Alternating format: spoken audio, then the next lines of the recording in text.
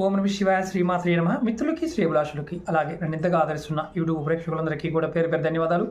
మిత్రులారా, మీ అందరికీ పరాదేవత ఎలవెల్లా మీతో ఉండి మీ మనోవాంఛ నెరవేర్చాలని మనస్ఫూర్తిగా కోరుకుంటున్నాను. ఈరోజు షార్ట్ వీడియోలో చాలా తేలికైన అత్యంత ప్రభావవంతమైన ఉపాయం చెప్తున్నాను. అప్పులు.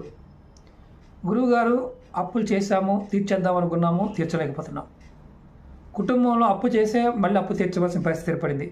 తేలికైన మార్గం అంటే అలా చిటుకులు వెళ్ళిపోవాలి, అలాంటి మార్గాలు ఏమైనా ఉన్నాయా అన్నారు. తంత్రంలో చాలా ఉన్నాయి.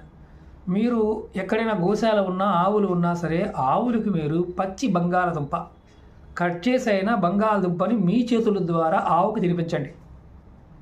ప్రతి రోజు తినిపించిన పర్వాలా, ఇలా రెగ్యులర్గా చేస్తూ ఉంటే బంగాళదుంప కడిగేనే మీరు పెట్టండి, ఖచ్చితంగా మీ అప్పులు తీరిపోతాయి. 100% గ్యారంటీ.